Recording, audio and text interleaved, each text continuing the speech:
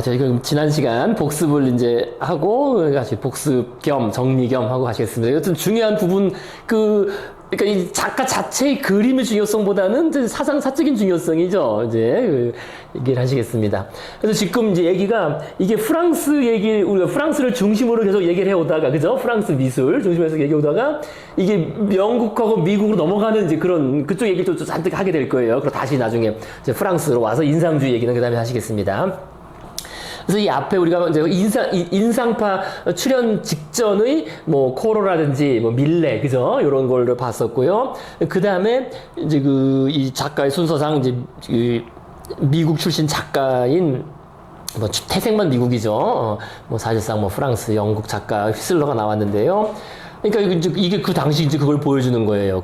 그 예술가란 어떤 사람인지, 그다음에 예술이란 어떤 활동인지가 이제 새롭게 정립된 모습인 거죠. 새롭게. 이미 이제 그 앞에 얘기가 다 정리가 되고, 나름 정립이 된 거예요, 이제. 야, 이게 예술 아니냐. 예술가들은 그래서 그 이후부터는 기본적으로 다 이 사람을 따르게 된 거예요. 이 정신을. 뭐, 꼭 이 사람을 직접 배우지 않더라도. 그죠? 이제 그게 우리가 말하는 현대적 예술관념이라는 겁니다. 그리고 그 현대적 예술관념의 핵심은 예술이란 예술이라는 거예요. 그러니까 예술은, 우리 이제 그런 말 하잖아요. 예술이라는 게 뭐 그냥 보기 좋으면 되는 거 아니야? 보기 좋고 듣기 좋고 그냥 뭐 그러려고 있는 거지. 그러려고 있는 것. 그러니까 그것이 주된 목적인 거예요. 그러니까 그게 그 궁극적인 목적인 거죠. 그죠? 그냥 보고 즐기고 그러니까 미적인 감동을 얻는 것 자체가 궁극적인 목적인 활동과 그 산물을 예술이라고 부르게 된 겁니다. 근데 그 전에는 그런 게 없죠. 우리가 예전에 뭐 고대 시대나 고대 그리스나 뭐 중세나 아니면 선사 시대를 우리 봤어도 아니 그 자체로 선사시대 사람이 뭐를 만드는데 너 이거 왜 만드냐 했을 때 그냥 보기 좋으라고 만드는 거야. 이런 게 어디 있어요? 그런 게 있을 수가 없는 거예요. 아무리 조선시대에 뭐 예쁜 도자기를 만들어도 왜 만드냐? 그냥 보기 좋으라고 만드는 게 아니라는 거죠. 그러니까 쓰면서 이제 그죠? 조선 백자라고 하더라도 뭐 고려 청자라고 하더라도 그러니까 자신의 삶을 빛내는 물건으로서 이렇게 그죠? 쓰면서 보다 더 고급진 물건을 만드는 거지. 그러니까 분명히 어떤 용도가 있는 거예요. 사회적인 용도가. 그런 걸 만드는 거였고 근데 이제는 그렇지 않잖아요. 이제는 예술작품이라는 것은 그냥 그 자체로 보는 거예요. 그죠? 미술관에 따로 전시해 놓고 그 자체로 보는 거를 만들기 시작했다라는 게 이제 그것을 이제 예술로 생각하게 됐다는 게 요 이제 핵심적인 얘기입니다. 그게 바로 이 예술이라는 그러니까 그 자체를 궁극적인 목적으로 하는 다른 용도는 사회적인 용도는 없는 그게 이제 기본에 깔려 있는 거예요, 사실. 오늘날 우리 현대적 예술관념에는 그래서 이제 그것을 정립한 그러니까 중요한 지점에 있는 사람이 휘슬러고 또 마찬가지로 그 예술가라는 그 어떤 사람이냐라는 그 예술가라는 이미지에 대해서도 이제 완전히 바뀐 거죠. 이제는 장인이 아닌 거예요. 그 전까지는 그저 장인이라는 게 기본적으로 있었어요. 스킬 어떤 그죠? 고려청자를 만들어도 이거는 어떤 그 장인이 만드는 그 스킬이 있어야 되는데 이제는 그런 일상생활을 하고 연관성이 없기 때문에 일상생활에서 필요한 어떤 것을 만들어주는 스킬하고는 무관한 스킬. 그러면은 결국엔 사실 그것은 이제 오늘날 말하는 개념 미술 이렇게 올 수밖에 없는 거예요, 그게. 자, 그래서 그 얘기 이제 계속 이어지겠습니다. 자, 그래서 어쨌든 휘슬러가 이제 그런 면에서 휘슬러가 예술이라는 것은 이거는 이제 그 자체로 그래서 어쨌든 휘슬러가 유명해진 작품이라고 말씀드렸죠. 이 작품 그죠? 유명해졌는데 아직 뭐 이것보다 더 중요한 거는 이제 그거라 그랬습니다. 더 중요한 것은 이제 요거죠. 그죠? 요게 이제 그 예술이란 예술. 오늘날 우리가 말하는 그 예술 관념이 어디서부터 비롯됐는지 결국 음악과의 그 비유에서 시작됐다라는 게 이제 그걸 이해하는 게 중요합니다. 그래서 휘슬러는 이 작곡가들이 음악의 제목을 붙이는 방식대로, 그죠? 뭐, 심포니, 녹턴, 어레인지먼트, 하모니, 에뛰드 이런 식으로 자신의 작품에다가 제목을 붙였는데요. 이게 이제 어떤 의미냐? 지난번에 말씀드렸습니다. 그죠? 이게 왜 이렇게 음악적인 예술을 붙였느냐? 이거는 어떤 그 대상을 떠올리는 그런 게 아니라 이 불꽃놀이 장면을 에서 어떤 감동을 받아서 그린 거지만 불꽃놀이 장면을 그린 게 아니라 특별한 어떤 미적인 감각을 불러일으키는 수단으로서의 색채적 효과다. 그러니까 그 자체로 우리가 받아들여야 되는 그러니까 즐기는 이제 그런 그림이라고 그랬습니다. 그런데 요게 이제 그 러스킨하고 논쟁이 있었다 그랬죠. 그래서 러스킨은 뭐 저런 게 뭐 그림이냐. 왜냐면은 러스킨은 뭐 그러니까 예술의 그 사회적인 유용성, 사회적 의미를 신봉했다. 근데 이게 이제 원래 오래된 옛날 관념이에요. 옛날 그죠? 원래 예술이라는 게 우리 어떤 사회적인 의미가 있는 거고 도덕적인 의미도 있는 거고 어떤 그 상징도 하는 거고 그런 의미가 있어야 되는데 저거는 뭐 아무런 의미가 없이 저게 뭐 하자는 거냐. 그죠? 그래서 이제 비판을 했다는 겁니다. 그래서 뭐 어떤 그런 명예훼손 소송 사건도 있었고요. 그래서 지난번에 얘기했던 거고요. 그러니까 자꾸 이런 것도 이거 휘슬러의 어머니를 그린 거지 이게 뭐냐 했는데 휘슬러는 그게 아니라 그랬잖아요. 이거는 그죠? 회색과 검은색의 배합을 실험한 것이다. 근데 배합을 실험했다는 게 무슨 의미입니까? 그 배합을 통해서 그죠? 지난번에 결국 그러니까 요게 지난번에 제가 안 넣었는데 사실 그런 거예요. 요게 그러니까 이게 이제 휘슬러가 그린 자신의 자화상인데 사실 이 반 고흐의 자화상이랑 그 기본적인 출발점은 다르지가 않아요. 이렇게 보니까 그렇겠죠, 그죠? 그죠? 우리는 반 고흐의 자화상은 엄청 유명한 작품이고, 그죠? 엄청 비싼 작품인데, 근데 사실 이 그림을 왜 그러냐라고 했을 때, 그 기본 정신은 이거랑은 다르지 않다는 거예요.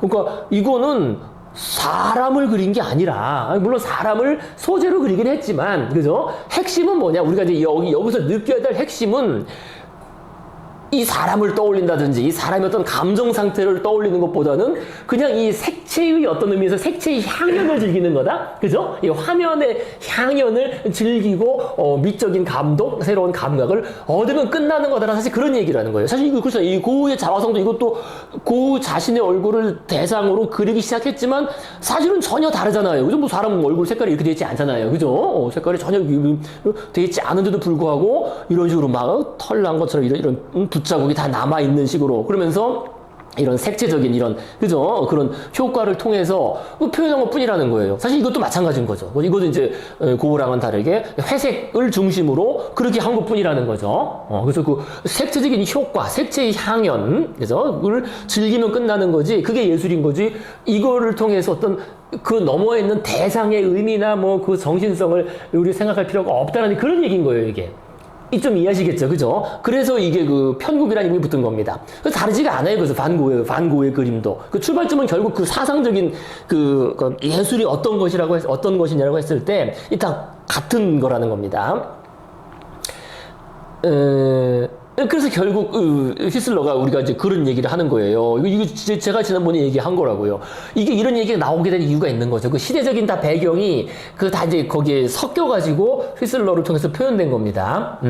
그러니까 이 사람은 예술에 대한 예술의 신념을 분명히 표현했는데, 그러니까 예술은 도덕적, 사회적 기능을 가지고 있어야 한다는 것이 빅토리아 시대의 지배적 개념이었고, 이거는 뭐 빅토리아 시대가 아니라 19세기가 아니라 그냥 원래 오래된 개념이에요. 그죠? 예술이라는 게 물론 보기도 좋지만 원래 뭐 하려고 만든 거잖아요. 뭐 고려 청자건 이 어떤 자신의 업적을 자랑하는 뭐 벽화를 그리던 그런 의미가 있는 거죠. 그죠? 그런데 그거를 끊어버리고 그죠? 그런 그 의미적인 연결성이죠. 어떤 의미, 사회적인 의미를 끊어버리고 예술가는 그걸 넘어선 무언가를 해야 된다.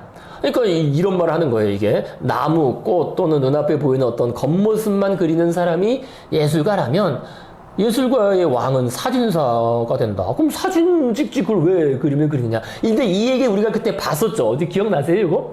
이거 제가 그 처음에 그 얘기를 시작할 때 예술이란 무엇인가를 했을 때 왜 그림 그리는 얘기 한 적 있잖아요. 그러니까 예술가는 이를 넘어서는 무언가를 해야 한다. 라는 요 얘기를 이제 이 휘슬러가 직접 이렇게 한 거예요. 직접 발언을. 그러니까 단순히 이제는 뭐 사진까지 나왔겠다. 그러니까 대상을 리프레젠트하는, 대상을 그대로 리프레젠트하는 것은 예술이 아니라는 거예요, 이제. 응? 대상을 그대로 리프레젠트해서 그리는 것. 그래서 그 대상을 떠올리게 하고 그 대상을 더 잘 그렸느냐 말하냐 이걸 따지는 거는 예술이 아니다. 아예 예술이 아니라는 겁니다. 그거는 사진이 하면 되는 거지. 그럼 예술가는 뭐 해야 되느냐? 예술가는 그걸 넘어서는 무언가를 해야 된다는 거예요. 그 무언가라는 게 뭐냐라는 겁니다. 자, 그래서요. 잠깐 저까지 그걸 한번 다시 보시겠습니다. 예, 그때 그 말씀드린 그 내용이에요. 그게 제가 이거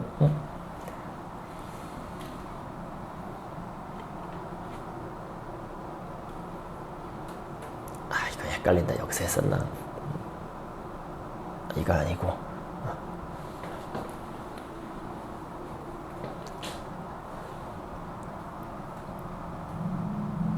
여기 제목이 다 안 나와가지고 이게. 어렵겠어요.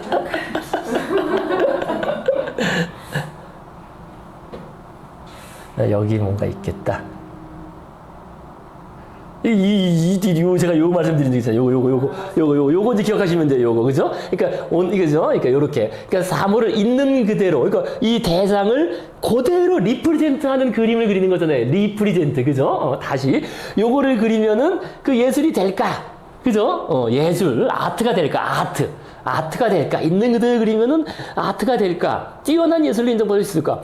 그런 데도 있었다는 거죠. 그죠? 이 그림 그리는 게 어려운 일이니까 정말 대상을, 사물을 있는 그대로 그리는 어떤 스킬, 그죠? 테크닉적인 측면에서 이걸 해내는 사람은 야, 이게 훌륭한 장인이고 훌륭한 마스터고 그 훌륭한 예술가가 되는 거지. 아티스트인 거죠, 아티스트. 근데 여기서의 아티스트는 소문자 아티스트예요. 그죠? 소문자, 전통적인 의미의 그러한 기술자로서 아트라는 게 기술 아니에요. 그죠? 기술이면서 그러니까 이제 이런 작품 같은 경우 이게 왜 네덜란드, 그죠? 네덜란드 황금기에 유행했던 그 바니타스화라고 기억나시죠? 그죠? 바니타스화. 그래서 이렇게 정말 있는 그대로 이 가저 은접시 비친 그림자까지 있는 그대로 딱 그린 이런 그림. 이 당시 엄청나게 비싸게 막 팔리고 네덜란드에서 그 미술 시장이 처음으로 형성되던 그런 시대에 그러니까 이렇게만 그려도 뛰어난 예술로서 인정을 받았는데 그럴 때도 있었는데, 근데 바로 요때부터 해서, 요때 대충, 그죠? 여기가 이제 17세기 중반 아니에요? 요때부터 해서 17, 18, 19세기, 그죠? 18, 19세기, 한 200년 사이에 예술 개념이 바뀐 거예요, 이제. 아트 개념이. 바뀌어서 소문자 아트가 아니라 대문자 아트 개념이 출현했다는 겁니다. 그래서 요거는 뭐, 바니타스화이고요. 그러니까 오늘날에는 그렇지 않다는 거예요, 결국. 그렇게 해서 300년이 지난 오늘날에는, 그죠? 300년 이후, 200년 이후, 그 다음에 300년 이후에는 야, 똑같이 그렸다고 해서 그거 예술이 아니지. 그러니까 지난번에 말씀드렸잖아요. 그죠? 이렇게 그리고서, 똑같이 그렸다고 하면 일반적인 반응은 어떨까? 야, 이거 엄청 잘 그렸네. 야, 너 정말 보통이 아니다. 이거 완전 예술이다, 예술이라고 말은 할 텐데, 이 예술이라는 게 여기서는 스킬을 말하는 거죠. 그죠? 보통의 그런데 오늘날에는 그렇지 않다는 거예요. 그죠? 오늘날에는 누가 아무리 이렇게 정교하게 그림을 그린다 그래서 이게 바로 대문자 아트로 인정을 받지 못한다는 거죠. 그러니까 요거 지난번에 봤던 거 기억나시죠? 그죠? 그러니까 그렇게 그린 애가, 그린 사람이, 야, 이렇게 해서 계속 그려나가면은, 그러니까 똑같이 계속 그려나가면은 내가 화가로서 성공할 수 있겠지. 예술가로서 인정받을 수 있겠지라고 했을 때, 그렇지 않다는 거예요. 오늘날 우리가 가지고 있는 개념상으로는. 아, 글쎄, 어느 정도 인정을 받긴 하겠지만, 그 쉬운 일은 아니니까요. 그죠? 그렇게 그리는 것도. 하지만, 똑같이 그리는 것만 가지고는 한계가 있겠지. 뭔가 다른 점이 있어야지 않을까. 뭔가 다른 점. 그러니까 대상을 있는 그대로 찍는 사진 같은 것하고는 뭔가 달라도 달라야 하는 거 아니겠냐. 이게 아까 말한 휘슬러가 한 얘기 아니겠어요. 이거 똑같이 그리는 거라면은 그 사진사가 예술가의 왕이다. 그러나 그거랑은 다른 걸 넘어선 무언가를 해야 된다. 그 넘어선 무언가가 뭐냐. 결국 그 차별성이거든요. 이제 예술적 차별성, 미적 차별성.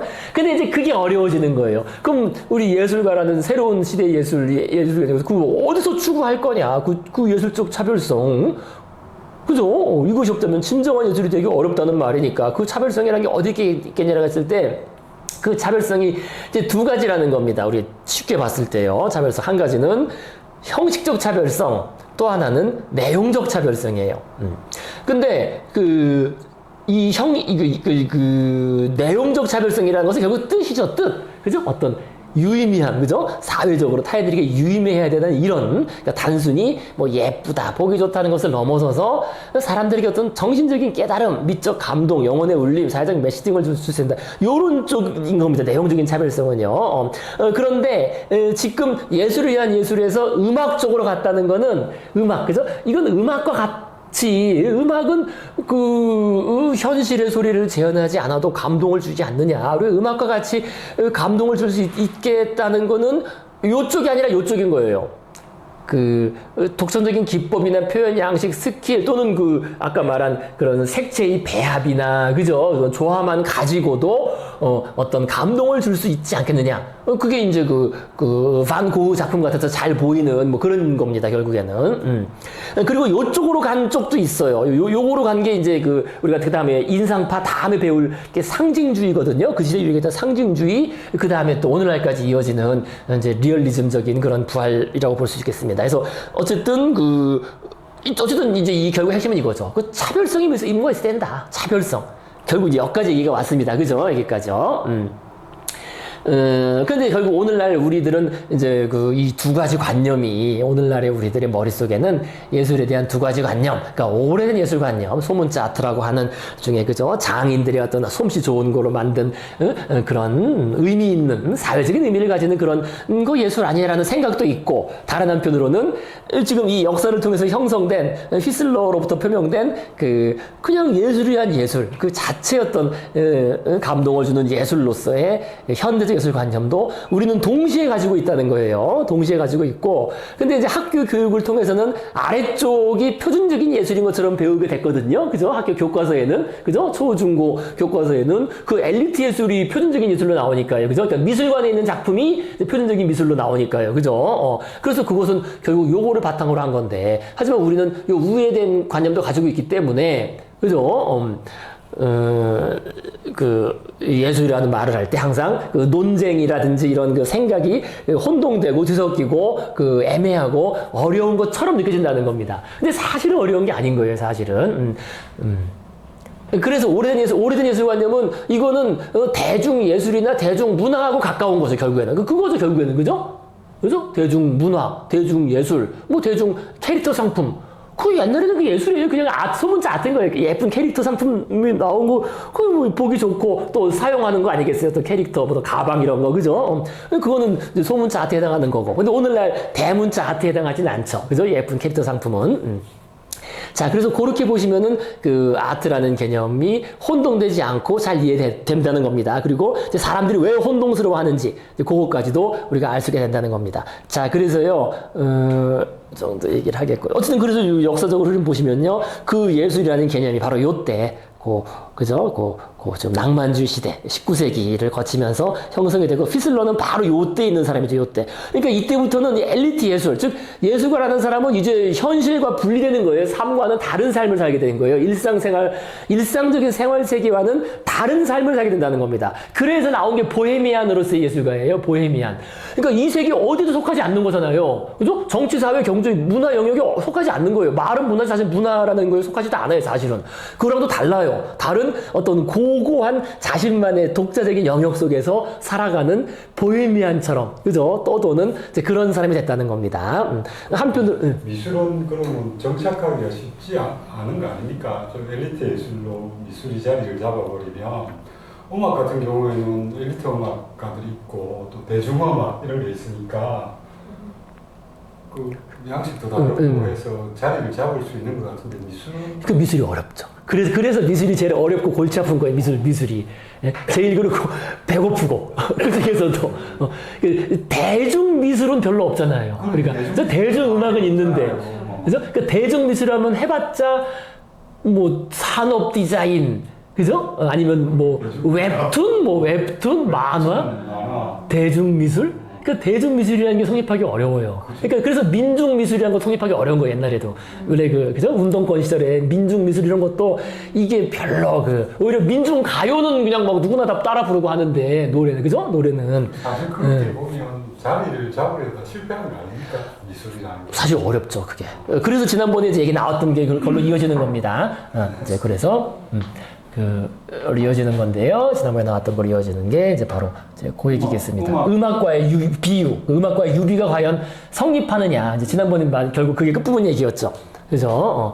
그러니까 이 사람들이 이렇게 주장한 근거는 사실 음악에 있었던 거죠, 한편으로는. 야, 음악은 되는데 우리라고 안 될 게 뭐 있겠느냐는 사실 그걸 바탕으로 한 거거든요. 그러니까 이제 히틀러가 자신의 작품에다 제목을 자꾸 그렇게 붙인 거예요. 이건 음악처럼 우리가 될 수가 있다. 잘하면 된다. 음악도 뭐 처음부터 된 게 아니지 않느냐라는 식으로. 자, 그래서요, 이제 요게 그러니까 여기 나온 것처럼요, 그러니까 예술가는 이걸 넘어서는 무언가를 해야 된다는데, 이제 사실 결국 사실 이게 제일 중요하죠. 아까도 말씀드린 것처럼 이게 오늘날에 좀 전에 우리 봤던 것처럼 오늘날에 우리가 예술가를 생각할 때 이 요구를 반드시 해요. 그죠? 야, 뭐 3D 프린터로 만들어내고 그죠? 사진 찍고 이러면 똑같이 만들 수 있는데 이제 예술가는 그거 말고 이 뭔가 그 해야 된다라고 했을 때 그게 뭐냐라는 겁니다. 그게 그 넘어서는 무언가라는 게 이거를 찾는 게 이제 오늘날의 예술가들의 그 운명이자 어려움이죠. 제일 근본적인 어려움이죠. 뭐 어떻게 하면 차별성을 내느냐. 근데 그 한 가지는 아까 말씀드렸잖아요. 한 가지는 형식적인 스타일상으로 뭔가 새로운 스타일을 만들어내는 것. 자신만의, 그죠? 그래서 이제 나름 그 성공한 사람 좀 있어요. 성공한 사람들이. 그죠? 반 고흐라든지, 아니면 우리 뭐 김한기라든지, 그 나름 스타일 있잖아요. 그죠? 스타일이 나름 뭐 그런 사람들들. 아니면은 이제 내용적으로, 그죠? 내용적으로 뭔가 의미적으로 뭔가 그 어떤 깊은 걸 전달하는 그런 쪽으로 이제 생각을 해볼 수 있는데 그게 쉽지가 않죠. 자, 그래서요, 이제 이 출발점에서 어쨌든 그 음악과의 유리가 매우 결정적이었다는 겁니다. 특히 현대적 예술관념 및 특히 현대 추상적 미술, 그죠? 이제 그 왜 추상이 됐냐면은 그러니까 구체적인 대상을 리프리젠트하는 게 아니라 그랬으니까. 그래서 이건 대상을 표현한 게 아니라 이 색채의 자체의 효과, 색채와 선, 면 효과만으로 어떤 그 미적인 감동을 준다고 했기 때문에 근데 그게 과연 가능하냐라고 했을 때 이 음악과 유리가 매우 결정적이었다고 말씀드렸습니다. 그죠? 음악. 그럼 이렇게 말씀드렸죠, 지난번에. 그죠? 그러니까, 이 칸딘스키, 그죠? 대표적인 추상화가, 그죠? 추상화가 바실리 칸딘스키는 자신의 이런 그림이 아무것도 의미하지 않는다. 그죠? 이거는 뭐 대상을 어떤 걸 리프레젠트 하는 게 아니다. 우리가 어떤 의미라는 거는, 야, 이걸 뭘 그린 거냐? 이게 해, 뭐 산, 뭐 달. 아니다. 그거를 의미하는 게 아니다. 그거를 지시하는 게 아니라 그냥, 그러니까 주제 자체를 추상했다. 추상이 여기서는 앱스트랙션, 빼버린다는 거예요. 그죠? 주제를 빼버렸고, 그냥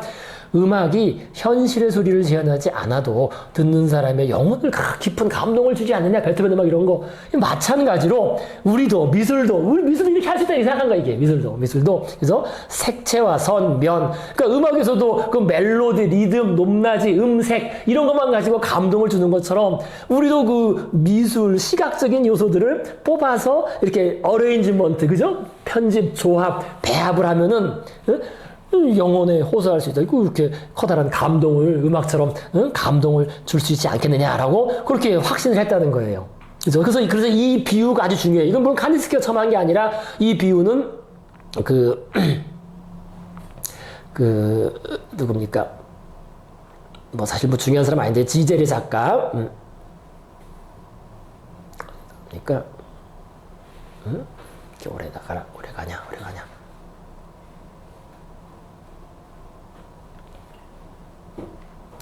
고티에, 그죠? 테오필 고티에, 그죠? 지젤의 작가, 대본 작가로서, 그 음악의 용어로서 미술을 이렇게 보도록, 그죠? 야, 미술도 음악처럼 이렇게 될 수가 있다라는 그런 걸 처음 아이디어를 제시한, 뭐, 아주 중요한 사람은 아니지만, 그래도 이름은 가끔씩 언급됩니다. 테오필 고티에. 요런 영향을 받아가지고, 결국에서 그런 생각을 하게 된 거죠. 아, 그래, 우리 음악도, 미술도 음악처럼 할 수가 있다. 그래서 자꾸 음악의 용어를 사용해서 이제 그렇게 한 겁니다. 그래서 이제 아까도 봤던 것처럼 제목도 그렇게 자꾸 붙였고요.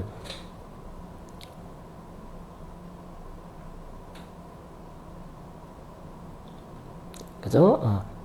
그래서 이제 그렇게 할 수가 있다. 근데 이제 그렇게 해야 되는 게, 나름, 지난번에도 말씀드렸지만, 나름 자기들한테는 엄청 중요한 문제란 거예요. 왜냐면은, 아까 말씀드린 인기, 대중적인 인기예요, 사실 인기. 이게, 음악가들은 한 번 성공하면은, 야, 뭐 엄청난 소요사태가 날 정도로 정말 커다란 성공, 선풍, 대중적인 인기, 사회적인 파급력이 엄청났는데, 음악이 특히 19세기에 그랬다 그랬습니다. 19세기 낭만포 음악가들이요. 아주 대단했는데, 미술은 그렇지, 그 정도가 안 되는 거예요. 그죠? 아무리 화제작 어쩌고 해도 이게 쉽지가 않다는 거지. 그죠?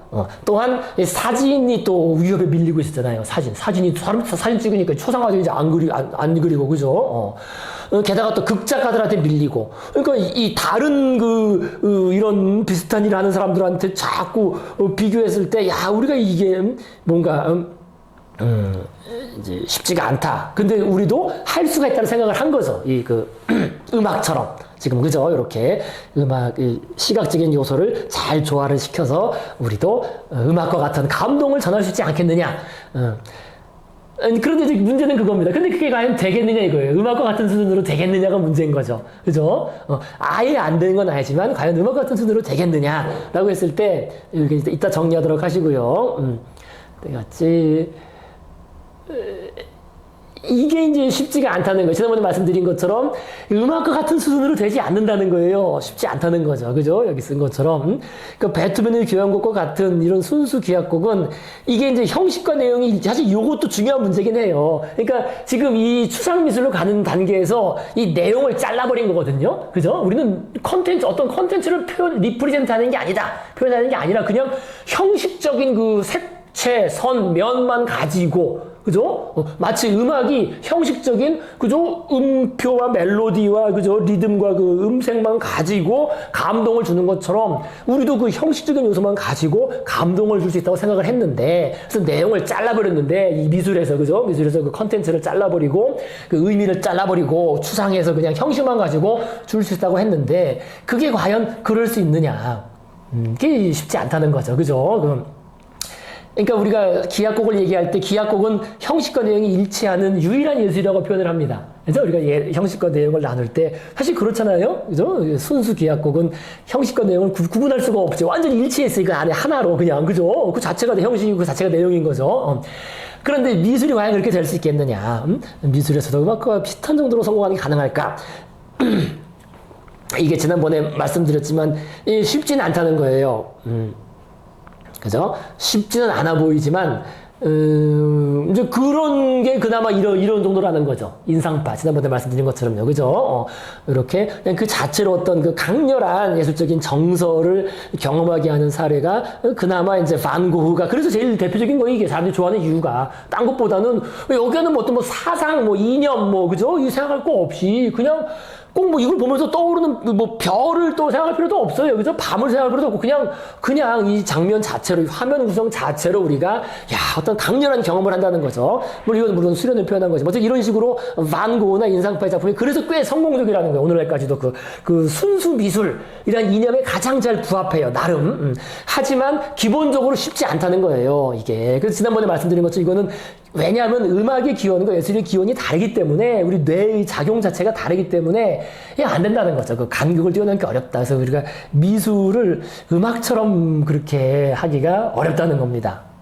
왜냐하면은 음악은 애당초 상징적 예술이라기보다는 이게 신체 운동 기반 예술이기 때문에 우리가 음악은 어떤 음악을 들을 때 항상 그 운동하고 연관돼 있어요. 그죠? 어떤 운동, 뭐 걸음걸이든 뭐 뛰어거리 이런 그런 연관돼 있고 원래 그래요. 원래 그래요. 원래 기원 자체가 이 기원 얘기는 나중에 우리 음악을 할 때 다시 또 말씀드리겠지만은요. 그래서 이게 근데 미술은 상징 예술이에요. 기본적으로 출발점 자체가 이거 지난번에 그러니까 요거 말씀드렸죠. 그거 지난번에. 그러니까 그 원리적으로 음악은 상징력이 없다고 해도 성립할 수 있다는 겁니다. 그래서 현생 인류의 상징적 언어와는 달리 음악은 그 자체로는 아무것도 지시하지 않으며 아무것도 의미하지 않는다. 그 자체로는 의미하지 않아요, 원래 이게. 그죠? 피아노 건반 한가운데 닿으면 가온 닿을 뿐 어떤 의미도 가지지 않는다. 또한 가사가 없는 음악만으로 가령 왕비가 죽었다는 간단한 메시지 이거 전달이 안 되죠. 그냥 뭔가 슬픈 건 알겠는데 이게 뭔지는 전달이 안 돼요. 그죠? 그 무엇을 리프리젠트 하는지는 전달이 안 돼요. 감정은 전달이 되는데 감정을 리프리젠트 한다고 할 수 없어요. 그거는요. 그 감정을 그냥 드러내는 거지. 그래서 다시 말해서 음악은 감정의 언어다. 즉 음악은 무언가를 의미하거나 상징하지 않아도 분명 사람들이 감정에 영향을 미칠 수가 있어요. 왜냐하면 이게 신체 운동적 영향성을 가지기 때문에요. 그죠? 느리게 음악을 연주하면은 그 듣는 사람이 뭔가 감정이 좀 변해요. 느린 쪽으로. 그죠? 좀 슬슬 안정되고 이런 식으로. 그죠? 그것이 무엇을 의미하는지는 몰라도. 즉 의미나 상징이 없어도 감정 영향을 줄 수가 있는데 그러니까 음악은 그 형식적 요소만 가지고도 감정의 울림을 만들어낼 수가 있는데 미술은 그렇지 않다는 거예요. 왜냐면 애당초 미술의 기원에서부터 무언가를 의미하거나 리프리젠트할 목적으로 만들기 시작한 거 아니에요. 애당초 미술은. 그죠? 그죠? 우리가 동굴 벽화를 그래서 이게 뭔가 의미가 있는 거예요. 그래서 그냥 이 자체를 보고 즐기라고 한 게 아니잖아요. 그죠? 어떤 의미를 하기 위해서 애당초 만든 거거든요. 뭘 편집해서 만들었다 자체가. 그래서 사자 같은 인간 같은 사자 그런 조각상을 우리가 배웠잖아요. 그죠? 이게 다 무언가를 리프리젠트할 목적으로 만든 거지. 애당초 기원에서부터. 그러니까 어떤 미술품이 그 어떤 것도 의미하거나 리프레젠트하지 않으면서 시각적 효과만으로 사람들의 마음에 음악이 주는 수준으로 깊은 영향, 물론 약간의 영향은 줄 수 있는데, 아까 그 반고의 그림이나 이런 것처럼요, 그죠? 강렬한 어떤 감정을, 정서를 줄 수 있지만, 음악 수준으로 그렇게 깊은 영향을 주는 것은 어려워 보인다는 거예요. 시각적 효과만으로. 이게 왜냐면 기원 자체가 원래 그렇지 않은데 시각적 효과만으로 너 뭘 느껴라 이 느낄 수가 없다는 거죠. 왜냐면 원래 무엇을 시각적으로 만드는 것 자체는 이거는 무엇을 리프레젠트 하도록 만들었기 때문에 시작했을 때 당초. 그러니까 이거를 끊어버리는 게 그 기원 자체를 부정하는 거기 때문에 이게 어렵다는 거예요. 자, 그래서 이게 근데 이게 또 미술사를 잘 설명해줘요. 요게 우리가 잭슨 폴록의 액션 페인팅 같은 거 있거든요. 폴록, 그죠? 그러니까 이게 근데 이렇게 되다 보면 어떻게 돼요? 이렇게 되다 보면은, 그러니까 지금 미술이 어떻게 나가고 있는 겁니까? 미술이, 야, 이거 우리는 어떤 것도 의미하거나 리프레젠트 하지 않는다. 그냥 시각적 효과만으로 우리 감동을 줄 수 있다. 그렇게 추상 작품을 만들면 되는 거 아니냐? 그러면 이제 어떻게 됩니까? 이러면은 아예 의도가 필요가 없네? 그렇잖아요. 의도, 목적 자체를 제거하고 혐오하게 되는 거지. 왜냐면 무언가를 리프레젠트할 목적으로 하는 게 아니니까요. 어떤 사상을 표현하거나, 그래서 어떤 대상을 그리거나, 이런 게 없는 거니까, 그거를 끊어버린 거니까, 그냥 시각적 효과만 주면 된다는 거니까, 그럼 이 시각적 효과 자체에도 의도가 있으면 안 되는 거네? 그죠? 아예 어떤 의도나 의미, 어떤 리프레젠트 하는 게 없어야 되네. 그러면 어떻게 되냐면은 무자기적인 작업이 돼버려요. 무자기. 이게 그 미술사의 논리의 흐름인 거예요, 이게. 그러니까 추상미술 다음에 바로 이제 그 다음에 우리가 막 뿌리는 무자기적 프린팅 이거 아시잖아요. 그죠? 막 뿌린 거 나오잖아요. 잭슨 폴록의 몇 페이지입니까? 그죠? 잭슨 폴록 몇 페이지입니까? 잭슨 폴록.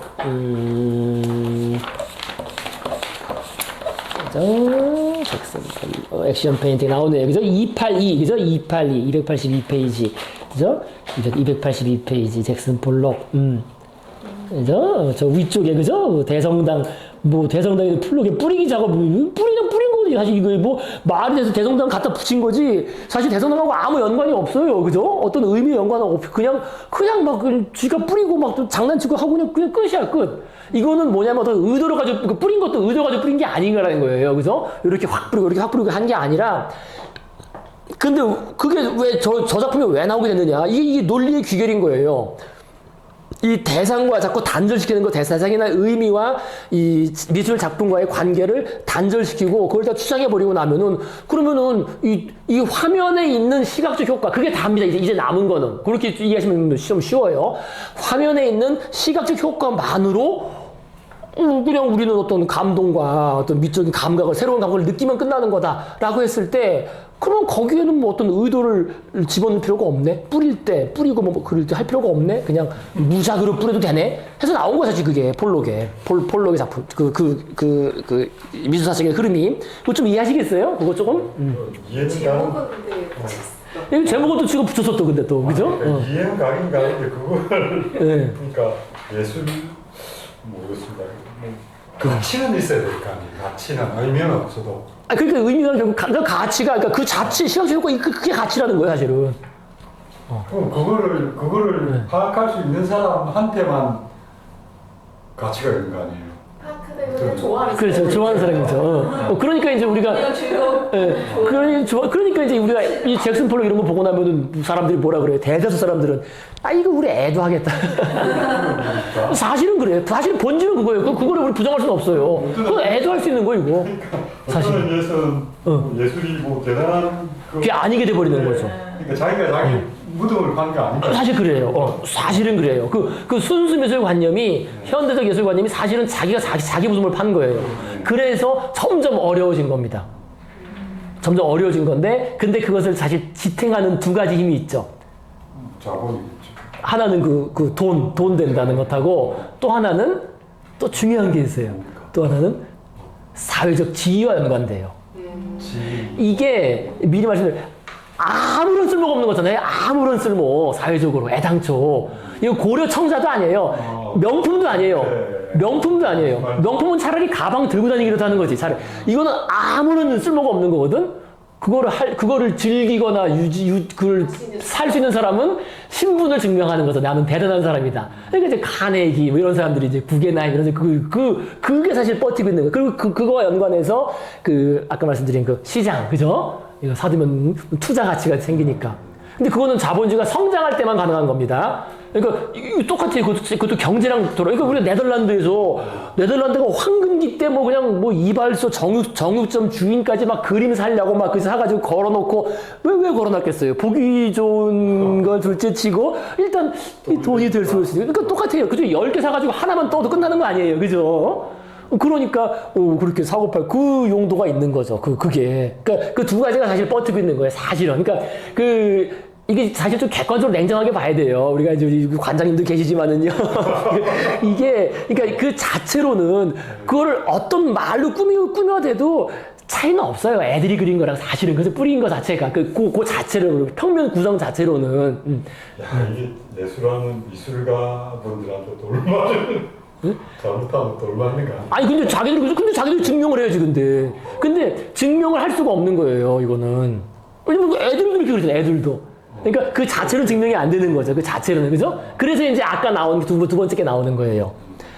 내용적인 측면에서 뭔가 깊은 의미가 있지 않겠느냐. 그러니까 그래서 이 형식적인 것만 가지고는 한계에 부딪힌 거죠. 한계, 사실은. 그래서 나온 게 개념 미술이라는 거예요. 개념. 그러니까 형식적인 거 가지고는 애들 장난하고 다를 바가 없으니까. 그거 말고 우리는 개념으로 한다. 이건 그러니까 개념을 제공하는 거지. 이거 만드는 거는 내가 직접 안 만들어도, 왜냐면 누구나 만들 수 있으니까. 애들도 만들고 공장에서도 만들면 되는 거니까. 그러니까 공장에 주문해서 만들면 된다. 대신 그 개념은 그저 아이디어는 어디서 나오는 게 아니니까 나는 그 아이디어를 만들어낸 사람이 그게 예술가다. 이제 이렇게 되는 거예요. 개념 미술로. 그게 또 역사가 있는 거예요. 그런 식으로. 네. 그렇게 하면 쉽게 이해돼요. 그게. 근데 사실 아까 선생님 말씀이 정확한 지적이에요. 이게 그 관념 자체가 스스로 사실 무덤을 판 거예요. 특히 미술은 더 그래요. 미술은. 그죠? 음악하고는 달라요. 그러니까 음악은 이런 주장한 사람이 없어요. 주장하지 않아도 그냥 되니까, 음악은. 그 기원상 그냥, 그죠? 뭘 해도 음악은 되니까. 근데 음악도 한편으로는 괜히 여기에 묻혀가지고 좀 무덤판 경우가 있죠. 그 이제 이민 선생님 모시면 또 싫어하는 얘기가 있지만은 이게 이제 엘리트 음악으로 가면서 이게 또 스스로 무덤 파는 거예요, 사실 그거는. 사실 아무도 안 듣잖아요, 사실 그거 누가 들어요, 그죠?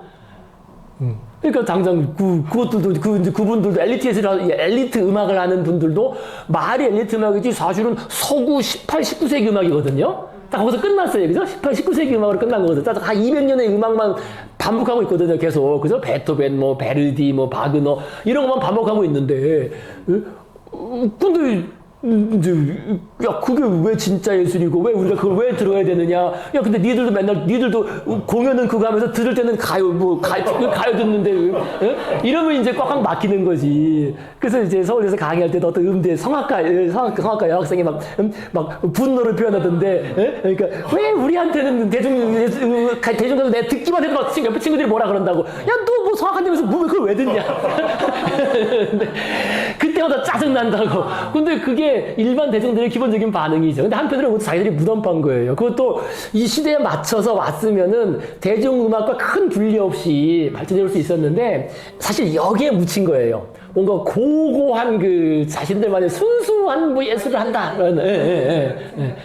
그리고 나름 그 안전한 장치를 제공해 준 게 대학이에요, 사실은. 대학이 어떻게 보면 나쁜 일인데 학교가 만들어지면서 그 자리가 생기고, 그죠? 그 또 새로 재생산되고, 그러니까 이제 자체 재생산으로 해서 사실 제일 중요한 음악 하시는 분들도 그렇고 미술도 그렇지만 음악이 특히 더 그렇잖아요. 음악이 제일 그렇다고 하는데 그 자체 생산력이라는 게 뭐냐면은 가르쳐도 돈 버는 거예요. 그죠? 밑에 계속 생겨가지고. 그리고 또 음악을 또 가르치는 이유도 다 한 가지예요.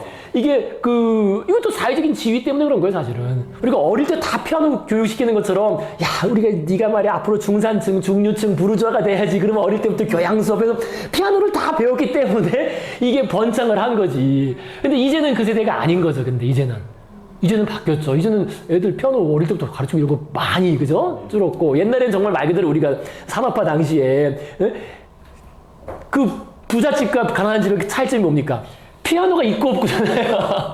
테레비가 아니고 피아노예요, 피아노. 야, 피아노 있냐, 없냐, 이게. 예? 그래서 다 피아노 산업이 그렇게 장사가 잘 됐는데, 이제는 뭐, 이제 그렇지가 않죠. 그러니까 어쨌든 그 엘리트 음악도 그 사회적인 그 지위와 연관돼가지고 사회적 지위를 빛내는 액세서리로서, 그죠? 대중음악이 아닌 이런 거로 유지가 돼 왔는데, 이제는 뭐 이미 한계가 지나가 버렸죠, 사실은. 그게 어려운 거죠. 그러니까 이제 선생님 말씀 정확해요. 이게, 그래서 엘리트 예술이라고 제가 표현했는데, 그래서 엘리트 예술로 갇혀버리는 게 한편으로 한계가 돼버린 거예요. 나름 자기들은 그 차별성을 유지하면서 다른 것하고는 다르다라고 했지만은 사실 그럴 수가 없는 거죠. 그래서 이제 다시 삶과 결합을 해야 되는데 이제 그 얘기 이제 앞으로도 쭉 나오겠습니다. 자, 그래서 어쨌든 다시 얘기로 돌아오시면 시간 벌써 많이 됐죠. 벌써 이거 쉴 때 안 됐나 벌써? 벌써 쉴 때 되고 좀 빨리 정리하시고 얘기가 길어졌는데 어쨌든 그러니까 얘기 정리 간단히 하시고 잠깐 쉬시겠습니다. 그래서 결국엔 이게 어쨌든 음악과 미술을 비교했을 때 야, 이게 미술은 쉽지 않다는 거예요, 정말. 근데 이게 한편으로는 그 미술가들한테는 중요한 문제긴 합니다. 근데 한 100년 동안 이렇게 해온 거예요. 야, 되지 않을까 해온 거예요. 되지 않을까. 그래서 아까도 봤던 것처럼 그게 제일 성공적인 사람이 제가 보기엔 결국 이거예요, 이거. 그래도 이건 좀 그래도 성공적인 거죠. 그죠? 요 자체로 그냥 꼭 어떤 대상을 떠올리지 않아도, 그죠? 어떤 사회적인 의미? 이런 거 없어도 그냥, 그냥 보기 좋다. 그죠? 그냥 끝나는 거예요. 그죠? 그 정도로 꽤 강렬히 이 기억에 남는. 그런데 그거 외에는 사실 쉽진 않다는 거예요. 그죠? 김한기 작품 이런 것도 사실 좀 그런 면이 있어요. 김한기 작품도 이렇게 좀 보다 보면은, 그 자체로 뭔가 좀 그냥 그런 좀 느낌 정도가 있는 거예요. 뭐 특별히 말할 수 없는. 사실 우리가 음악도 그렇죠. 음악도 베토벤 것도 감동을 느끼지만 그 말로 표현하기가 어렵잖아요. 근데 원래 음악이 그렇거든요. 음악은 원래 언어 이전에 나온 거기 때문에 언어 출현 이전에 나중에 음악 역사할 때 우리가 하겠습니다만요. 그래서 이제 그런 게 있는 거지. 물론 우리의 시각도 언어 이전에 나왔으니까 그런 게 없지는 않겠지만 음악에 비해서는 많이 떨어진다는 겁니다. 자, 그래서 이렇게 한번 다시 정리해 보시겠습니다. 자, 그래서 다시 요거 정리하고 마무리 하시겠습니다. 어디 갔죠? 그래서 우리가 크게 봤을 때 이렇게 보시면 되겠습니다. 그러니까 오래된 광범위한 예술관념은 그러니까 보통의 솜씨보다 훨씬 좋은 솜씨로, 그죠? 스킬이 중요해요.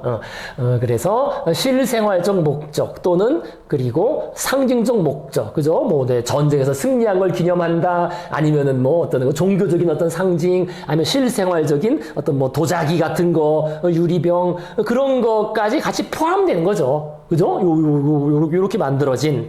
그러니까 당연히 이건 어떻게 돼? 이거는 생활 세계에서 만날 수 있는 거예요. 그러니까 아프리카의 그 화려한 가면, 그 가면도 그냥 보기 좋으라고 만든 게 아니죠. 그죠? 생활 세계에서 만날 수 있는 거예요. 그죠? 어떤 자기들이 1년에 한 번씩 어떤 의식을 할 때 그 가면 쓰고 하는, 그게 자신들의 생활이니까요. 그죠? 1년에 한 번 있는 생활. 그러니까 생활 세계에서 만날 수 있는 물건의 활동을 모두 포함하는 게 이게 이제 소문자 아트라는 겁니다. 그래서 이거는 모든 인류가, 그죠? 전 세계에서 우리 예술이 시작한 이후에 항상 이렇게 해왔어요. 해왔는데, 한 200여 년 전에 그 낭만주의 시대부터 요런 관념이 생겼다는 거죠. 야, 예술이란 건 그런 게 아니야. 이거 실생활하고는 상관이 없어야 돼. 그죠? 실생활적 유용성과는 무관하게 오로지 그냥 그 자체로 느끼고 감동을 얻고 그거 자체가 최종 목적. 그죠? 미적으로 감사하는 것 자체가 최종 목적. 그냥 미술관에 놓고 보는 거야. 그냥 액자에 걸어놓고 그냥 보는 거야. 그 자체가 최종 목적. 그죠? 최종 궁극적인 목적으로 만들어진. 그러니까 어떻게 됩니까? 그러니까 그게 분리가 되는 거예요. 생활세계와는 분리된 시공간에서 만난다는 겁니다. 생활세계 속에서 만날 수 없어요. 우리가 오늘날 예술을 만나려면은 우리 생활세계를 버리고 떠나야 돼요. 버리고 미술관을 간다든지. 그죠? 아니면 버리고 음악당에 들어가. 무슨 스마트폰을 끄는 것 자체가 버리고 들어가는 거예요. 끄고 그죠? 음악당에, 음악 연주장에 가서 앉아서 듣는다든지. 그죠? 아니면 소설책을 읽어도 다른 거를 끊고 이제 책만 봐야 된다든지. 이런 식으로 이게 연극 무대 가도 그렇고 생활세계와 분리된 시공간에서 만날 수 있게 되는 겁니다. 요게 생활세계의 분리예요. 근데 옛날엔 그렇지 않았다는 거예요. 옛날에는 그냥 살다 보면은 그냥 만나게 되는 거예요. 내가 그리스 시대에 태어나서 살다 보면은 그냥 오이디푸스 연극을 보게 돼요. 왜냐면 그게 1년에 한 번 있는 그 디오니소스 제사에서 그냥 그러니까 나라 행사에 모든 사람이 참여하는 국가 행사의 일부거든. 그러니까 내가 태어나서 살다 보면 그냥 가서 그거 보고 같이 행렬하고 하는 겁니다. 그걸 따로 보는 게 아니에요. 그리스 극장에서 야, 오늘 뭐 오이디푸스 공연한다 보러 와라 해가지고 나 오늘 약속 다 접고 그거 보러 가는 이게 아닙니다. 이거는 분리된 거예요. 그거 자체가 벌써. 그죠? 연극 무대 보러 가는 것 자체가 오늘날의 그 생활재기가 분리된 거고, 근데 옛날에는 그게 아니라는 거예요. 그러니까 어디부스 그게 오늘날 연극 그렇게 생각하면 안 됩니다. 그건 생활재기랑 분리되지 않은 그런 그냥 그 생활의 일부였는데 우리는 그거를 뛰어다가 이제 분리한 연극 무대에서 공연을 하는 거죠. 그리고 그게 이제 엘리트들만 하는 거죠. 그 엘리트 예술가들만. 그래서 엘리트 예술이 된 거예요. 그리고 그거를 파인아트라 그래요. 파인아트. 불어로 이제 보자를, 그죠? 그 좋은 예술이라는 의미인데요. 그죠? 그 순수 예술이라고 부르게 된 겁니다. 그리고 이제 그걸 하는 사람들은 그러니까 일반인들하고는 달라야 돼. 일반인들, 단순한 기술자들이 아니고 이 사람들은 뭔가 좀 이 유별난 천재성, 그 광염 소나트에서 우리 봤던 그런 독창적인 뭐 기발한 뭐 타고난 이 좀 뭔가 더 유별난 다른 사람들이야. 라는 이제 그런 관념까지 같이 결합돼 버린 거죠. 그죠? 그래서 요게 200년 전에 형성된 현대적 예술 관념인데요. 아까도 말씀드린 것처럼 이게 과연 가능하냐? 이게. 그죠? 스스로 무덤을 팠다라고 볼 수 있습니다. 그러니까 여기 쓴 것처럼 실생활적 유형성과는 무관하게 오로지 미적으로 감춰내는 것 자체를 최종 목적으로 만들어진 것으로서 어떤 것이 우리에게 최고의 미적 경험을 안겨줄 수 있겠느냐? 과연 이런 게 뭐가 있겠느냐? 이게 쉽지가 않다는 거예요. 이런 게 뭐가 있겠느냐? 이게 여기 쓴 것처럼 여기 제가 여기 썼네요. 여기 그래서 현대적 예술관념이 자체 스스로 채운 족쇄, 그죠? 스스로 자신의 족쇄가 있으면 왜냐면 이 족쇄가 뭐냐면은요. 그 진정한 예술이란 단순히 즐기기 위해 소비하는 오락물이 아니다. 요게 또 중요한 거예요. 요게 또 대중 예술을 또 비하하는 거죠, 이게. 야, 우리는 대중 오락하고는 달라. 저건 그냥 즐기는 거 그냥 자극적인 거 아니야. 그죠?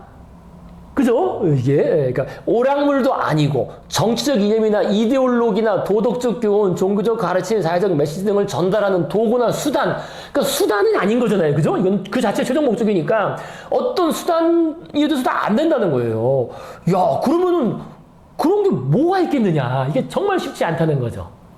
그런데 이게 나오게 된 배경이 또 있어요. 근데 이게 사실은 과학의 가치 중립성 주장을 따라한 거예요. 이게 과학과의 그 대립에서 나왔다 그랬잖아요. 그죠? 과학이 하나의 분야로 성립을 하고 모든 사람들이 다 과학을 따라가고 과학적 합리성, 과학을 막 칭송하고 야, 과학은 말이야, 누가 봐도 진리야. 뭐 예를 들어 그 당시에 뉴턴 같은 경우는 완전 절대 진리야.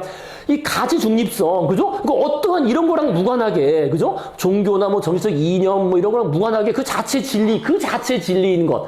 그게 이제 과학이라는 거거든요. 과학적 진리. 과학의 가치 중립성. 야, 우리 예술도 그래. 예술도 그래야 되는 건 예술도 우리도 어떠한 뭐 정치적 이념과 종교적 가르침 이런 거 없이 우리가 뭐 베토벤 음악을 들으면은 이거는 뭐 공산주의자건 자유주의자건 다 그냥 엄청난 감동을 느끼지 않느냐? 이제 그런 식의 우리는 감동을 전할 수 있을 것이다. 이 과학처럼 말이죠. 일종의 어떤 보편적인, 그죠? 그 어떤 진리를 예술적, 그래서 이때부터 나온 말이 예술적 진리라는 말이에요. 예술적 진리. 근데 과연 예술의 진리라는 게 있을 수 있을까? 참 모호한 말이죠. 그죠? 근데 그것도 이제 과학의 요거를 따라한 거라고 사실 볼 수가 있어요. 한편으로는. 자, 그런데 어쨌든 아까도 말씀드린 것처럼 과연 이런 게 뭐가 있겠느냐. 그죠? 아무런 상징적 의미나 사회적 의미도 없이 뭘 만든다는 게 자체가 이게 말이 되냐고요, 이게. 저걸 자꾸 보다 보니까, 그러니까 그 미술이나 예술 작품 영역은 아닌데 저걸 느낄 수 있는 건 자연밖에 없잖아요. 장엄한 자연을 보는 순간 좀 어렵잖아요. 그죠, 뭐 자연이 그냥 아무런 의미 없이 그냥 만들어진 게 자연 아니에요. 스스로 그러하는 거.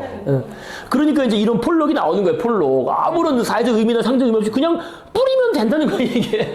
뿌리면 된다. 근데 과연 뿌리면은 되느냐? 이게 문제인 거죠, 이게.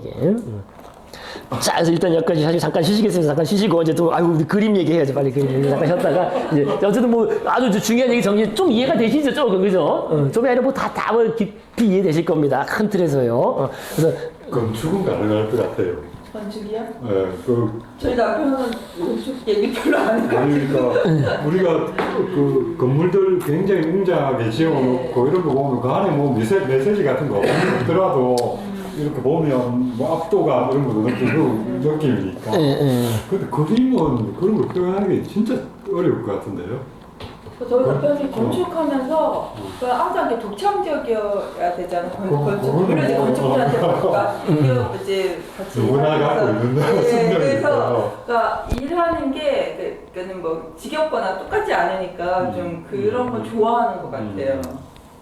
항상 할 때마다 이게 다른 건축 설계와 설계. 건축 디자인이 좀 다른 영역이 아닐까. 디자인, 설계는 보통 설계는 기본 하는데 토대 아니 근데 이제 설계 자체가 어떻게 만들 것인가 디자인까지 같이 그 설계를 하는 사람도 네. 그게 완공되었을 때 어떨 거라는 걸 머릿속에 그리면서 할 수밖에 없잖아요. 그죠? 네, 맞아요. 그런 부분이 있을 수 있. 야,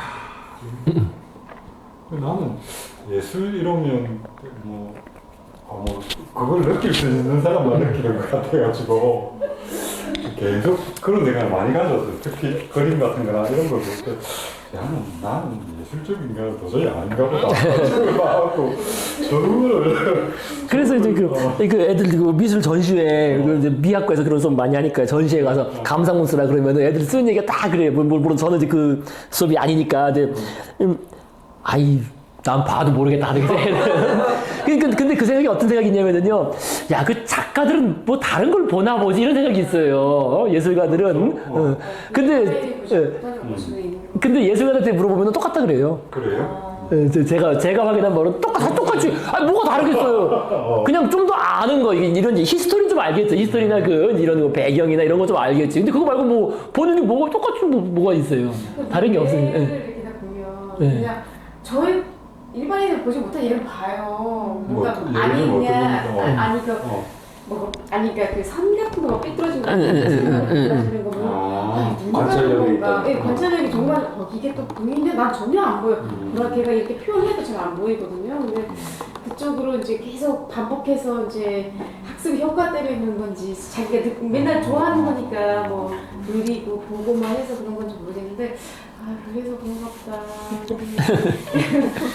근데 아까 그래서 디자인이 먼저 있고 그 디자인이 이 설계, 건축 설계에 맞아서 이게 설계가 들어가야 되지 않을까 이런 생각이 들어서 건축 디자인의 미술도 좀 강하게 미술하는 사람 미대에 관심 있는 사람들이 많은 것 같아요. 그쪽. 그 건축이나 미대에 있는 경우도 많아요. 이게 공대에 들어가 있는 그 미대에 들어가 있는 네. 거. 그것도 있어요. 예. 디자인을 잘 해놨는데 건축 설계에서 안 되는 게 있을 수 있잖아요. 예, 있죠. 예. 뭐 저한테 좀 물어주세요. 난 그쪽.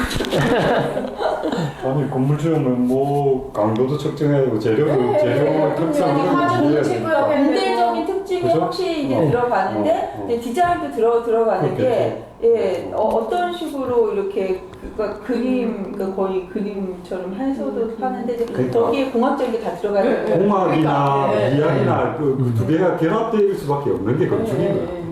뭐 강도 측정해야 될 거 아니에요. 무너지면 안 되는데. 옛날에 그 석조로 그럼요. 만들었을 때 그게 그럼요. 그게 안 되면 다 무너지잖아. 그렇죠. 예.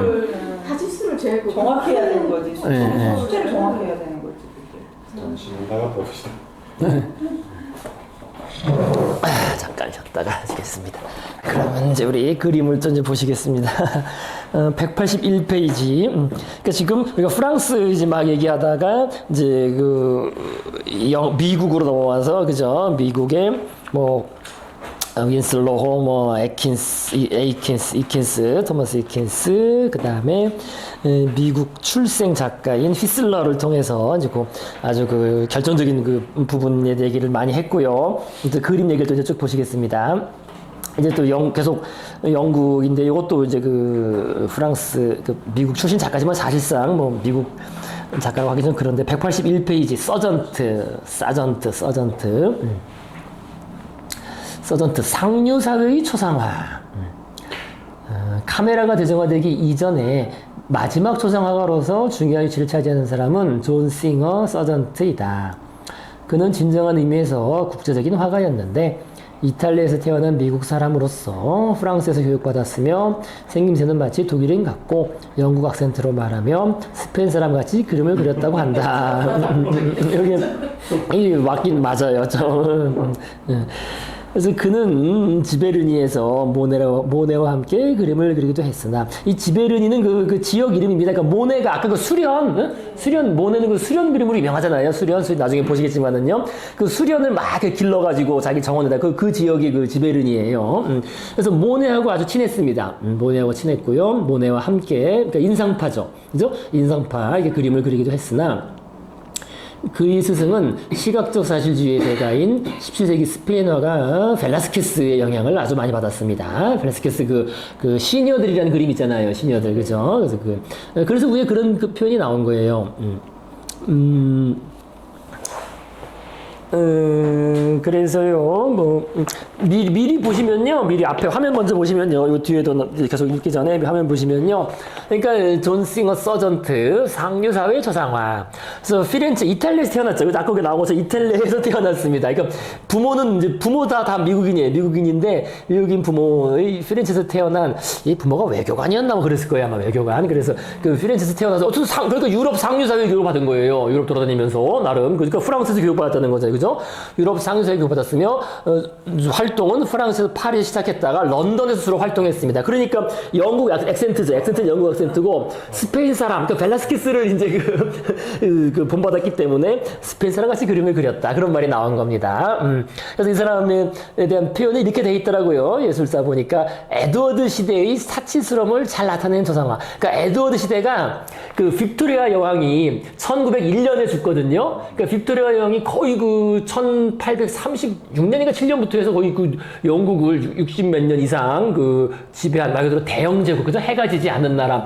그러니까 크게 성장시킨 거죠. 그리고 이제 그 다음 빅토리아 왕이 죽고, 그 다음에 에드워드가 마치 그 찰스 왕세자처럼 나이 들어서 할아버지가 돼가지고 이제 왕이 됐는데, 그러니까 어떤 거예요? 영국이 엄청나게 성장했으니까 이제 그 과실과 부유, 그 온 세계의 부가 다 영국으로 왔을 거 아니에요? 그러니까 영국 에드워드 시대는 한편으로 엄청 사치스럽고 영국 그 귀족들이 그 부유했던 그런 시대죠. 1차 세계대전 그 전에 아주 화려했던 그런 시대를 나타내는 겁니다. 그래서 그 시대의 사치스러움을 잘 나타내는 초상화다. 그렇게 그래서 에드워드 시대라는 말을 씁니다. 그 빅토리아 여왕 다음의 빅토리아 여왕이 일궈놓은 그 부를 그저 그 마음껏 누리는 그러한 화려한 시대였다라고 해서요. 그런데 미술 사적으로는 이 사전트, 뭐 이제 이 서전트라고 여기 돼 있는데 한국어 표기는 사전트라고 돼 있더라고요. 사전트는 이 회화적인 기법 같은 뭐 예술적인 그런 기법보다는 요게 제일 중요해요. 미술 사적으로는. 그러니까 미국의 프랑스 인상파를 소개한 겁니다. 근데 요게 왜 중요한 사건이냐면요. 요렇기 때문에 인상파가 전 세계적으로 유명해진 거예요. 이때부터 해서 막 인상파 가격 그림들이 막 올라가고 서로 막 전 세계적으로 그 수요가 생기고 이래서요. 물론 그 전에도 인상파는 나름 프랑스에서 주목을 받았지만 이게 또 돈을 버는 건 다른 문제잖아요. 그러면서 이 미국이 프랑스 인상파 그림들을 막 사 모으고 뭐 그러면서 가격이 막 오르고, 왜냐면 미국도 이제 신흥 강국이니까요. 그죠? 그래서 이때도 뭐 왜 미국도 큰 재벌들이 막 생겼잖아요. 뭐 카네기니 이런 사람들, 그죠? 그래서 프랑스 인상주의를 미국에 소개한 사람으로 아주 유명합니다. 그래서 그는 그러니까 아까도 말한 것처럼 그런 식으로 유럽에서 막 주로 활동을 했기 때문에 모네, 그죠? 인상파 화가, 대표적인 인상파가 모네랑 친했고, 또 로댕, 그죠? 로댕, 조각가 로댕. 그다음에 음악가 가브리엘 포레, 어쨌든 이 문학의 인사들과 두루 친했습니다. 유럽. 그래서 이 미국과 프랑스를 문화적으로 이어준 그런 사람으로 일단 예술사 쪽으로는 그런 위치에 있는 사람으로 보시면 됩니다. 그다음에 좀 이따 나오겠지만은요. 이 사람이 주로 상류사회의 최상위 계층의 초상화들만 그렸어요. 뭐 초상화 하나가 뭐 2억이 넘었으니까요. 그 그림 주문하는데. 그런데 그게 뭡니까? 그 사람들은 바로 그 그림을 구매할 수 있는 사람들이잖아요. 그래서 이제 그 영향력이, 그래서 중요한 사람입니다. 그렇게. 이게 생각보다 커요, 이거. 실제 사이즈. 그죠, 실제 사이즈, 항상 실제 인물 사이즈입니다. 이게 그림들이요. 자, 그래서요, 아까 이제 봤던 것처럼 이렇게 이 사람이 인상파를 잘 알았던 거죠. 이게 인상파 그림이 아니에요. 그러니까, 숲의 가장자리에서 그림을 그리고 있는 모네를, 이게 모네입니다. 모네를 자기가 그린 거죠. 이 서전트가 인상파 기법으로, 야, 네가 그리는 방식으로 내가 그렸다 해서 그린 거. 이 사람도 뭐 뛰어난 화가니까요. 인상파 기법을 따라가지고 딱 그린 거죠. 인상파 기법으로. 근데 자기는 인상파 그림을 그리지 않았지만은요, 나도 그릴 수 있다. 그래서 그런 식으로 그린 모네를 그린 인상파 기법을 사용해 그린 그림입니다. 자, 그래서요, 또 이제 그 벨라스케스 얘기 미리 하나 합시다. 그래서 벨라스케스. 그러니까 이 그림이 서전트의 초기를 대표하는 작품입니다. 벨라스케스, 그 시녀들 아시잖아요. 시녀들. 그죠? 난쟁이 나오고 이런, 그 그림에 영향을 받은 것으로 평가되는 이제 그런 그림입니다. 좀 그렇죠? 구성이, 그죠? 이 앞에 있는 작가를 보면서 이렇게 있는 아이들. 그래서, 보이트라고 하는 이 프랑스 사람이더라고요. 프랑스 사람의 딸들, 4명의 딸들을 그린 그림입니다. 근데 이 당시에는 이게 일본식이 도자기, 이게 부의 상징이었나봐요. 이런 식의. 이 커다란 도자기. 이거는 어마어마하게 비쌌겠죠, 이거는. 그죠? 이 정도면은. 이게 부의 상징으로서 이렇게 큰, 아주 잘 사는 그런 집이에요. 아주 잘 사는 집. 상당히 주문을 받았겠지. 좀 받아가지고, 비싼 그 카페트에 애들, 4명의 딸들이 있는 이런 그림을 그렸습니다. 그래서 이 그림이 이제 벨라스키스 영향을 받은 평가되는데, 근데 이게 이제 나중에 또, 뒷얘기로는 이 그림이 이게 뭔가 어색하다. 이 딸 4명이. 이게 마치 진짜 최고의 부유한 집의 그런 장면인데 마치 고아원처럼, 그죠? 그래서 서로 대면하고, 서로 다 따로 놀고 있잖아요. 얘는 그냥 인형 갖고 있고, 얘는 뭐, 화가 나 있고, 얘는 그죠? 뭐, 그림 그리려니까 좀 사춘기 든, 그죠? 화가 나 있고. 그래서 나중에 이 4명의 딸들의 그 역사가 불행하게 아무도 결혼을 못하고, 4딸이 결혼 못하고, 둘은 정신질환이 되고, 큰 애 둘은 뭐 그런 히스토리가 또 있습니다. 또 누가 조사해서 썼더라고요. 또 예술사 책에. 이런 식으로. 그래서 벌써 이 그림에 나타난다. 그게 뭔가 이게 애들이 전혀 행복하지가 않고 아주 최상의 부유한 계층의 아이들인데, 이게 뭔가, 그죠? 이렇게 다 따로 노는. 어쨌든 뭐 그런 그림입니다. 그래서 약간 벨라스키스 그런 느낌도 납니다. 자, 그 다음에 이제 이런 식으로 서던트는 주로 상류층 여성의 전신 초상화를 많이 그렸습니다. 이렇게 이거 상류층 여성 아니에요. 그 당시 피아노에 딱 이런 부인, 그죠? 마담 라몽, 그죠? 이름도 어려운, 그죠? 이런 그 부인, 그림. 그래서 상류층 여성의 전신 초상화를 많이 그렸고, 그래서 주문자의 초상화를 그리기 위한 세팅 작업을 다 거의 혼자 완벽주의적으로 혼자 다 이 옷이나 이런 세팅을 다 한 겁니다. 그다음에 또 도자기 또 있네요. 도자기. 그래서 이런 이 중국식 도자기, 그죠? 일본풍 도자기죠. 일본풍 도자기. 여기 아주 그 당시 부의 상징이었던 것 같아요. 이게.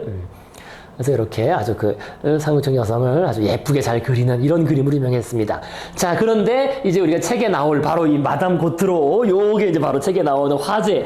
이 사람이 왜 유명하게 되는, 엄청 유명하게 된 이유가 바로 이겁니다. 자, 봅시다. 181페이지. 서전트는 부모와 함께 유럽을 여행하면서 어린 시절을 보냈는데 19살에 파리에서 화가로서의 정식 수업을 받기 시작했다. 25살에는 초상화 한 점으로 본인이 원하지 않았음에도 불구하고 센세이션을 불러일으켰으나 이 작품은 스캔들 대신 서전트의 명성을 더 확고한 곳으로 만들어 주었다. 물론 이제 스캔들이죠. 그래서 문제의 그림은 대담한 포즈를 취하고 있는 파리의 유명한 어떤 미인의 전신상이었는데, 그녀는 노출이 심한 드레스를 입고 있어서 끈이 그녀의 어깨에서 흘러내릴 듯 아슬아슬하게 걸쳐 있었다. 후에 서전트는 끈을 내린 초상도 그렸으나 자신의 소유물로 보관했다. 비록 이 그림의 제목이 마담 X로 되어 있긴 하지만 모든 사람들이 그림의 모델이 누구인지 알고 있었고, 그녀의 충격적인 연보랏빛 화장은 한동안 파리 전체 화제거리가 되기도 했다. 그 때문에 그녀의 어머니는 그림을 사람들이 볼 수 없도록 철거해 줄 것을 요청했고, 이러한 대중의 반응에 충격을 받은 서전트는 파리를 떠나 런던에 정착했으며, 이후의 초상화는 대중의 기호에 맞게끔 그리겠다고 다짐했다고 한다. 그래서 여기 이제 명확하게 잘 나와 있지 않아요. 그냥 어떤 뭐 미인 얘기 되는데, 이게 얘기를 좀 더 쉽게 재밌게 쓸 수 있는, 짧더라도 어쨌든 이제 얘기가 재밌으면 재밌고, 또 그다음은 상당한 스캔들이었으니까 이 당시에는요.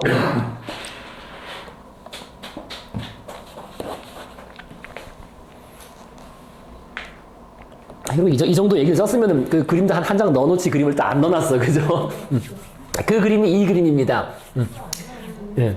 지금 얘기 나온 그림이 이제 마담 고트로, 그래서 마담 X로 나중에 이름을 바꾼 거예요. 처음에는 마담 고트로 부인을 그린 거죠. 고트로 부인을 그린 이런 그림입니다. 그래서 뭐 오늘날 우리가 보기에는 뭐 별것도 아니죠. 그죠? 오늘날에는 뭐 더 그냥 뭐 헐벗은 그림들이 많으니까요. 뭐 이건 뭐 충격적이지 않은데요. 근데 어쨌든 이 여성의 이제 그림이 엄청난 그 스캔들이 했다는 겁니다. 그게 왜 그러냐?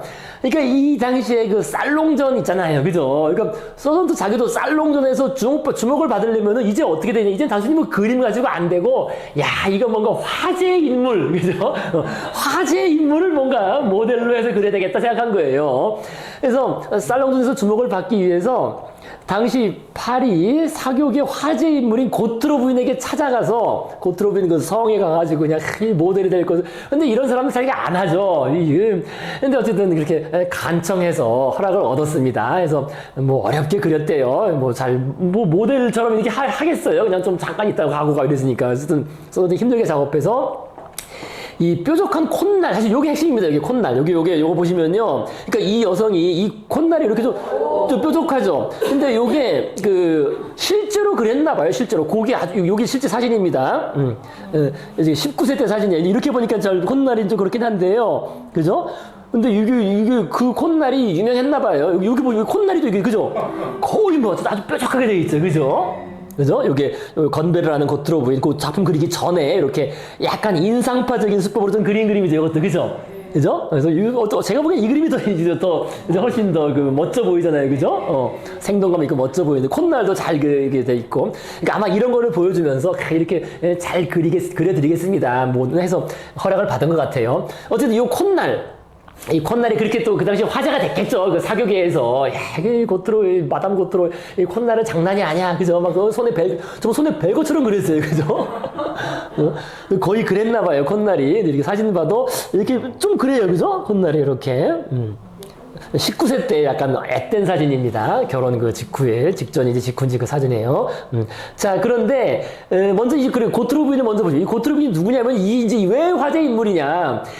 이 마담 고트로, 그죠? 마담 피에르 고트로. 이제 피에로는 물론 그 남편의 성이죠. 그래서 19세 때 사진입니다. 그러니까 원래 프랑스 귀족의 혈통이 섞인 미국 출신입니다. 그래서 프랑스 귀족이니까 이제 미국 남부의 자리를 잡고 미국 남부 쪽이 왜 루이지애나 이런 거 다 프랑스 원래 식민지였잖아요. 그래서 그쪽에 살던 그런 미국에 살았는데 아버지가 남북 전쟁에서 장군 소령이었어요. 이제 뭐 전사했죠. 좀 많이 죽었으니까요.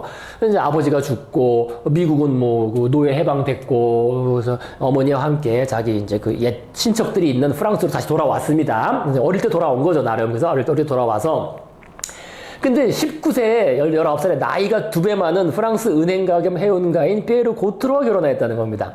그러니까 이게 지금은 19세 때 나이가 2배니까 38세겠죠. 지금 뭐 그렇게 지금으로서 별게 아니가지고 이 당시에 엄청 났나봐요. 이게 나이가 2배야. 그죠? 그러니까 38살에 나이 든 돈 많은 사람하고 19살 이 말 그대로 새파란 애가 결혼을 했으니 엄청난. 근데 또 이 어린 애니까 또 뭡니까 좀 자유분방했겠죠. 게다가 미국 물을 먹었으니까 다르잖아요. 이게 미국 물을 먹었다는 게 프랑스랑 좀 달라요. 프랑스 기준. 그죠? 이게 다르겠죠. 그래서 아마 그런 생기 발랄함에 이제 피에르 고트로가 반해가지고 결혼했는지 모르겠지만 어쨌든 그래서 이후 파리 사교계의 명사가 되었고, 파리 사교계 휘어이 잡는 거죠. 어디가 다 고트로 부인 하면서, 그죠? 그 다음에 또 젊으니까 아주 도발적인 그런 시도를 많이 했대요. 그러니까 그 당시 최초로 눈썹을 염색을 하고, 그 당시에. 그러니까 이게 대단한 거죠. 그러니까 오늘은 딱 눈썹 염색에 이런 염색은 말할 것도 없고, 이거 딱 부분 염색, 눈썹 염색 이런 걸 했다는 거예요. 그러니까 이제 젊으니까 19살이 그렇게 됐겠죠. 그러니까 그게 사교계에 엄청난 화제가 되지 않겠어요? 파리 사교계에서.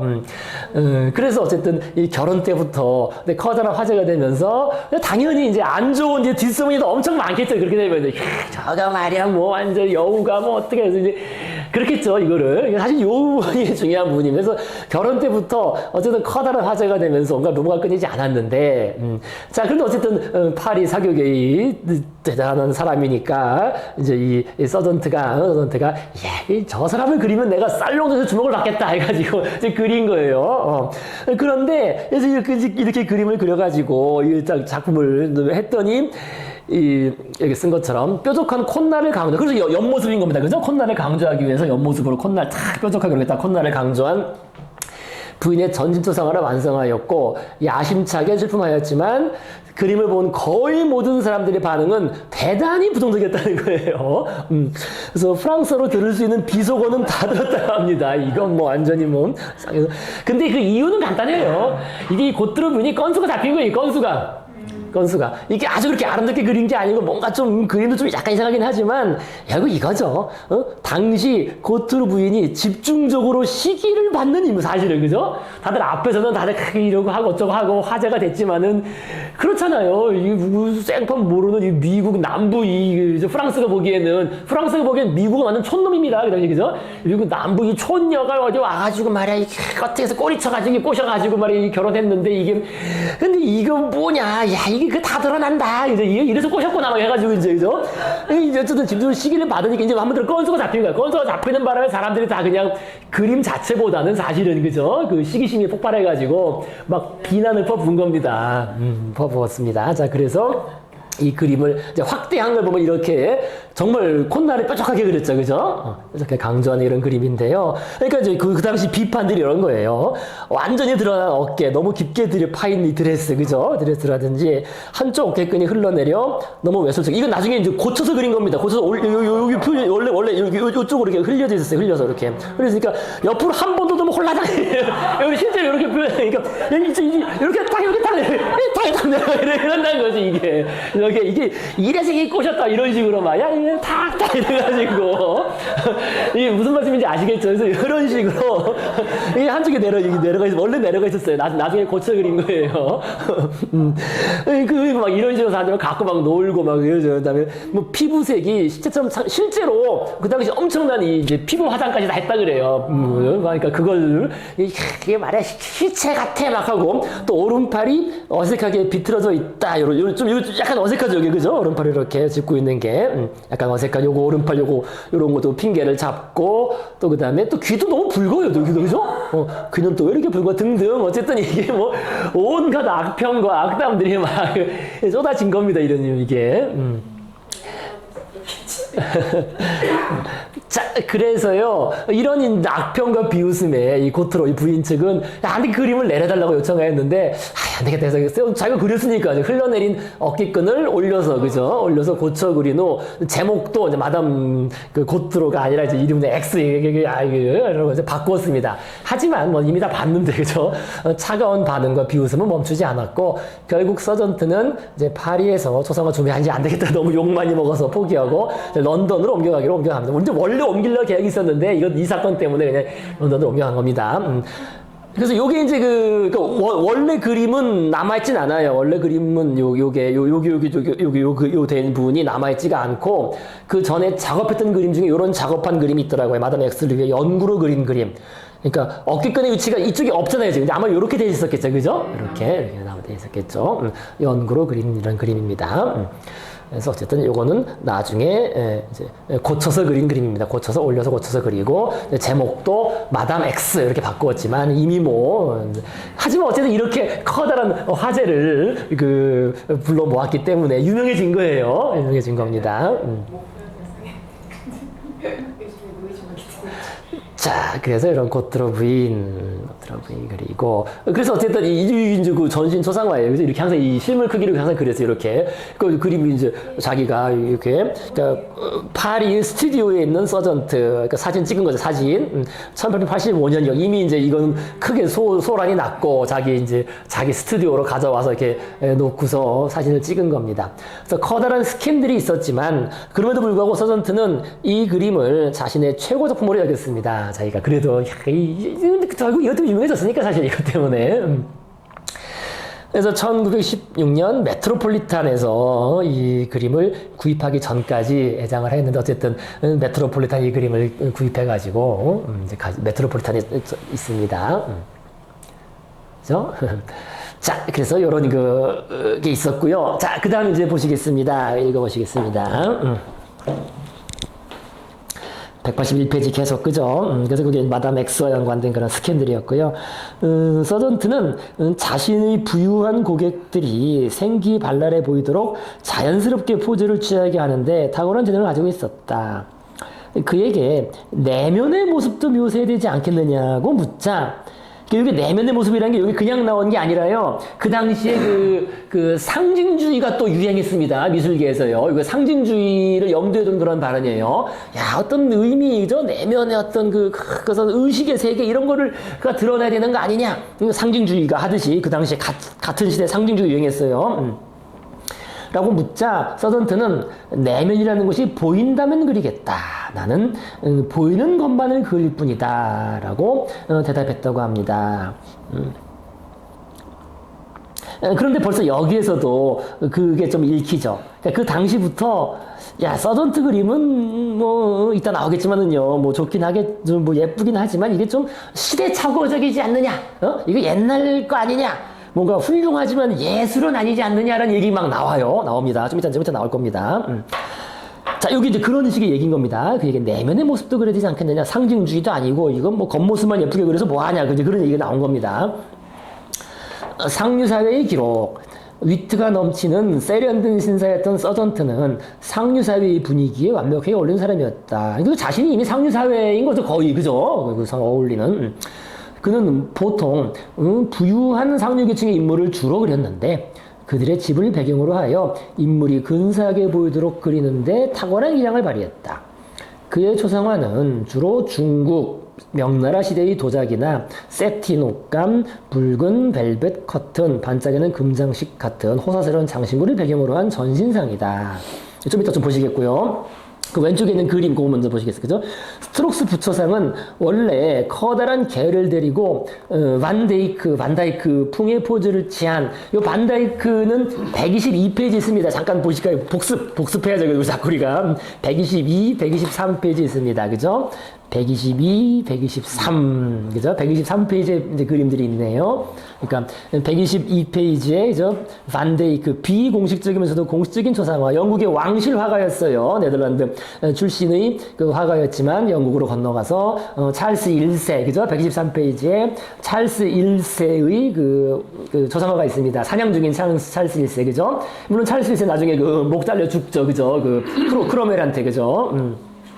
그래서 거기 쓴 것처럼 거기 123페이지 아래쪽 보시면요, 반데이크는 귀족들의 초상화를 우아하게 미화의 그림으로서 명성을 얻었다. 그래서 우리가 기억나시는 게, 그래서 그때 왜 영국 왕비를 그렸는데, 그죠? 영국 왕비를 너무 아름답게 그려가지고 저 다른 나라 하노버 공주가 야씨 영국 왕비 엄청 이쁜 줄 알았는데 직접 아련했다가 이거 완전히 웬 늙은 할머니 해가지고 충격받았다, 그런 식으로 아주 미화해서 그리는 이런 그 영국의 그런 전통을 이어받았다. 그래서 반데이크 이렇게 했었습니다.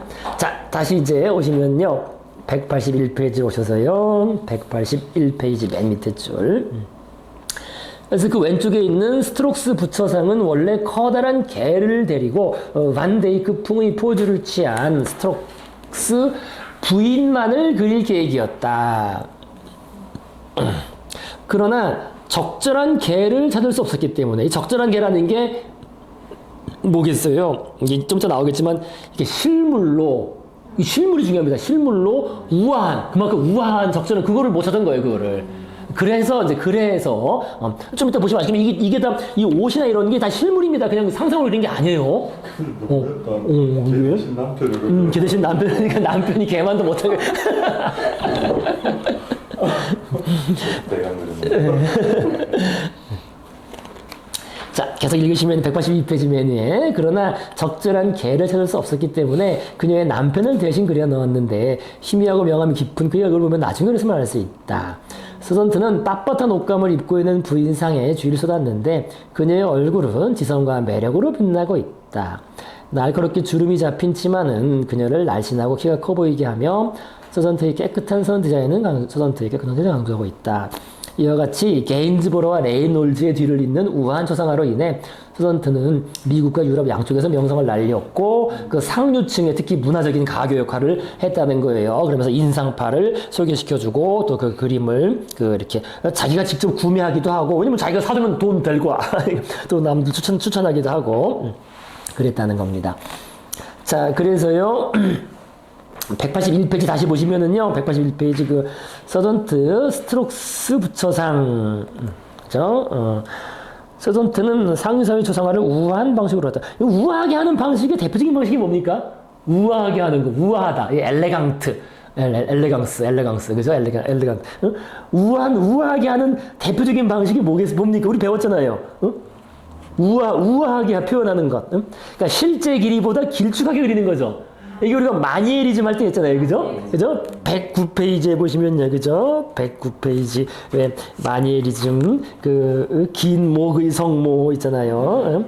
109페이지 마니에리즘 우리 그때 했을 때요, 그죠? 마니에리즘 목도 길고 뭐 손가락도 길고 그죠? 109페이지 다 길쭉길쭉하게 이러면 좀 더 우아해 보인다는 거죠, 그죠? 아주 우아하게 하는 방식인데요. 지금 여기서도 그죠? 이 서전트의 그림에서도 이 좀 더 길쭉하게 조금씩 늘어나 있어요, 그죠?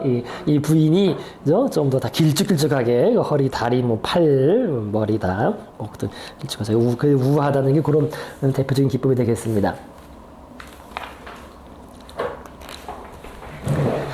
자, 그래서 어쨌든 서전트는 이제 바로 좀 이따 그 얘기가 되겠지만은 일단 그런 예술이냐 아니냐 이 논란을 일단 떠나서 이제 그 자체로 대중들한테 큰 성공을 얻었습니다. 이것도 당연히 그 인상파랑은 또 다른 의미에서의 화려한 색채죠, 정말 그죠? 그 실물을 이건 리프리젠트하는 그래서 이건 그죠? 이건 리프리젠트하는 전통적인 의미의 그런 미술인 거예요, 아직은. 그죠? 서전트는 실물을 그대로 리프리젠트해서 이렇게. 그래서 서전트가 영국으로 이주한 후에 이제 크게 성공을 거둔 첫 번째 작품이 이겁니다. 그래서 이 당시에는 나름 그 이런 일본풍, 중국풍 같은 것이 그 이국적에대해서 꽤 인기를 얻었나 봐요. 그래서 어린아이들이 중국식 연등에다가 이렇게 불을 켜고 있는 아주 그 카네이션, 백합 장미 이런 제목의 이런 아주 아름다운 그림이 아주 그 크게 성공을 거뒀다고 합니다. 자. 그 다음에요, 이제 이런 식으로, 이제 그 여성 전신 초상화를 그렸다는 거예요. 그래서 이게 이제 가장 아름다운 초상화 중에 하나라고 하는데요. 서전트가 남기는 게 초상화 중에서, 대단하죠. 그죠? 이 부인, 그죠? 에브뉴라는 이런 부인을 그렸는데요. 이 옷도 아주 뭐 장난 아니죠. 그죠? 옷도. 그래서 서전트의 초상화 주문 가격은 당시 $5,000. 현재가로는 한 2억 한 5천만 원? 지금 2억도 더 돼요, 지금은. 이거 엄청나죠. 그 주문자가 2억 5천만 원 내고 내 그림 그려달라고 해야 되는 거예요, 부인이. 그러니까, 그리고 이제 작품 하나에 한 달 정도 이 그림 그리는데, 한 달 정도. 예, 실물 크기에. 네. 한 달에 한 2억 정도 버는 거니까요. 근데, 그럼 이게 돈이 아까운 거냐? 야, 2억이면은, 물론 돈 많은 사람들한테 돈이 아깝지 않겠다고 할 수 있겠지만은요, 그걸 떠나서라도, 어쨌든 주문자들이 지불한 돈은 이제 전혀 아깝지 않게 된 겁니다. 이게 역사에 남아서 이게 남는 거예요, 이게. 그러니까 이게 단순히 자기 집에 걸어놓고 자기만 본 게 아니거든. 이게 결국에는 미술관에서 그림을 구매해주고, 이 미술책에 이게 나오는 이 자기 얼굴이 이게 죽어서도 이렇게 아름다운 모습으로, 그죠? 야, 2억이 이게 아까운 게 전혀 아니지, 이게. 그죠? 전혀 아깝지 않게 됐어요, 그게. 이런 면에서. 비싸게 팔았어. 그죠? 팔던 거. 아니면은 뭐, 미술관에 기부해 줄 수 있어요, 기부. 이런 사람들은, 그죠? 내 그림을 기부하면, 미술관에 계속 걸려있는 거니까, 야, 그거 어디예요, 그죠? 근데 이렇게 아름다운 모습으로 그려준 그림이. 어쨌든 이 옷도 대단합니다, 옷도. 근데 이 옷이 이게, 아까 말씀드린 상성으로 그린 게 아니라 실물 옷이에요, 실물 옷. 그래서 가격이 2억이 넘어간 거예요. 그 옷 가격 다 포함되는 거니까. 옷 가격까지. 비싼 이유가. 모든 본인이 다 하는 거죠. 그렇죠. 코디까지. 자, 그래서 이것도, 이런 거 대단하죠. 그죠? 그러니까 이게 칼 마이어 부인과 그 자녀들. 근데 이 부인이, 그죠? 자신의 그 귀부인을, 그죠? 이렇게 다 그린 게 젊고 아름다운 모습에 이런 화려한 옷을 입고, 이게 정말, 그러니까 돈이 아깝지 않은 거예요. 결국 역사에도 이렇게 남게 됐으니까, 역사에도. 그리고 이 서전트의 그림이 이게 또 그 의상학과에서 이 패션, 이 인물들이 입은 이 당시 빅토리아 시대, 에드워드 시대의 그 옷들이 그 아주 중요한 패션 연구 자료가 될 만하죠. 그죠? 실제 있었던 옷이니까요. 그죠? 이런 옷. 그죠? 그래서 이런 옷. 아주 대단해요. 그죠? 이렇게. 자, 그 다음에 또 이런 옷도, 이건 이제 무용가가 무대 의상인데, 이거 뭔가 중국풍의 약간, 그죠? 그런 식이고요. 이게 실제 옷입니다. 남아있는 옷, 그죠? 실제 입었던 옷, 그죠? 이게 의상학과에서 중요한 주제가 되는 거예요. 그래서, 대단하죠. 그죠? 이런 옷, 그죠? 실제로 옷을 입혀서 그렸으니까 그 그림 가격이 2억 원도 비싼 게 아닌 거 어떻게 보면, 그죠? 자, 그 다음에, 요건 약간 나이 든 여성인데, 이런 옷도 대단해요, 그죠? 옷도 세틴으로 된 대단한, 그죠? 이 부인이 착용한, 싸순 부인의 좀, 이런 작품, 그죠? 그래서 옷이나 귀금속 같은 거 대단합니다, 그죠? 대부분 부인들이네요. 네, 그죠? 귀부인들을. 돈 벌어야 남편들은 돈 대주고 그냥. 남자 그림도 한두 개 있긴 있어요. 있긴 있는데, 뭐, 그보다 중요하지 않으니까 그랬고요. 자, 자, 그 다음에 이제 요 정도 얘기하고 오늘 마무리 하시겠습니다. 결국 이제 그 다음에 평가죠. 그래서 딱 우리가 보기엔 정말 아주 눈으로 보기도 좋고, 아주 화려한 그런 그림인데요.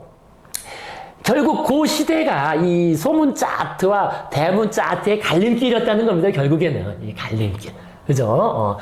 그래서 1926년에 1926년이면은 이제 한참 추상파 미술, 그죠? 그죠? 입체파나 이런 것들이 막 나오고 그럴 때인데요.